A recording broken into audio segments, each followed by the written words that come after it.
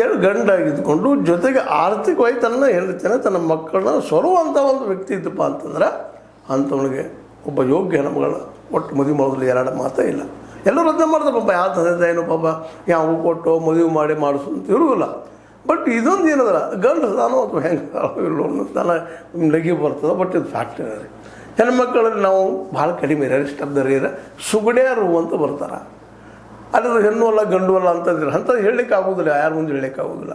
ಗಂಡಸರಲ್ಲಂತ ನಾವು ಈಗ ನೋಡ್ತಾ ಇದ್ದೀವಿ, ಕೈ ಬೀಸಿ ನಡೆಯುವಂಥ ಪಾಪ ಮಂಗಳಮುಖಿಯರು ನಾವು ಅಂಥವ್ರದ್ದು ಹೇಳಿದಾಗ ಇಂಥವೆಲ್ಲ ಘಟನೆ ಭಾಳ ಆಗ್ತಾವೆ. ಮತ್ತು ಅದಕ್ಕೂ ಆರ್ಥಿಕವಾಗಿ ಇದು ಬಹಳ ಮಹತ್ವದಿಲ್ಲ. ಯಾಕಂದ್ರೆ ಮಾರ್ಕ್ಸ್ ಮತ್ತೊಂದು ಹೇಳ್ತಾ ಇರ್ತದೆ ನಿಮಗೆ, ಅರ್ಥವ್ಯವಸ್ಥೆ ಎಲ್ಲ ಸಮಸ್ಯೆಗಳಿಗೆ ದೊಡ್ಡ ಸಮಸ್ಯೆ ಮ್ಯಾಕ್ಸಿಮಮ್ 99% ಸಮಸ್ಯೆಗಳಿಗೆ ಅರ್ಥನ ಕಾರಣ.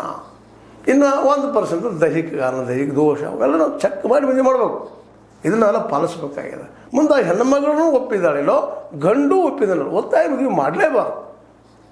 ಅದು ತಪ್ಪು. ಮುಖ್ಯ ಮೊದಲು ಒಪ್ಪಬೇಕಾದವರು ಜಾತಿ ಕುಲ ಧರ್ಮ ನೋಡೋ ಅವಶ್ಯಕತೆ ಇಲ್ಲ. ಹೆಣ್ಣು ಮಗಳು ಮೊದಲು ಕೇಳ್ಕೋಬೇಕು. ಯಾಕಂದ್ರೆ ಹೆಣ್ಮಕ್ಳಲ್ಲಿ ಒಂದು ನಾಚಿಕೆ ಸ್ವಭಾವ ಇರ್ತದೆ, ಹೇಳ್ಕೊಳ್ಳೋಂಥದ್ದು ಇರೋದಿಲ್ಲ. ಆ ಹೆಣ್ಣು ಮಕ್ಕಳಿಗೆ ಹೌದು ಒಪ್ಪಿಗೆದಾರ, ನಾವು ಅವನ ಜೊತೆ ಪಾಳೆ ಮಾಡ್ತೀವಿ.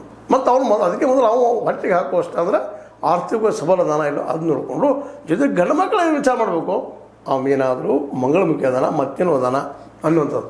ವಿಶೇಷವಾಗಿ ಗಂಡು ಮಕ್ಕಳಲ್ಲಿ ದೋಷ ಭಾಳಷ್ಟು ಕಾಣ್ತೀವಿ. ಸುಗುಳಿತನ ಏನಂತ ಹೆಣ್ಮಕ್ಳಲ್ಲಿ ಭಾಳ ರೇರೆಸ್ಟ್ ಆಫ್ ದ ರೇರ್.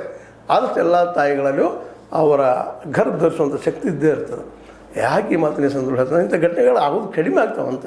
ಇದಕ್ಕೊಂದು ನಾವು ವೈಜ್ಞಾನಿಕವಾಗಿ ಪರಿಹಾರ ಹುಡುಕ್ಬೇಕಾಗಿದೆ. ಹೌದು, ಸಾಮಾಜಿಕವಾಗಿ ಯಾವುದು ಮಾಡ್ತೀವಿ, ನಮ್ಮ ಕುಟುಂಬದ ಕಿಮ್ಮತ್ತು ಅದು ನಾವು ಮಾಡ್ತೀವಿ. ಅದು ನಂತರ ಮೊದಲು ಅವ್ರು ಬಾಳ್ಬೇಕಲ್ಲ. ನಾವು ಯಾರನ್ನ ಮದುವೆ ಮಾಡ್ತೀವಿ, ಯಾರ ಜೊತೆಗೆ ಮಾಡ್ತೀವಿ, ಅವ್ರ ಜೊತೆ ಇಡೀ ಜೀವನವನ್ನು ಕಳಿಬೇಕು. ನಮ್ಮ ದೇಶದ ಇದು ಸಂಸ್ಕೃತಿ.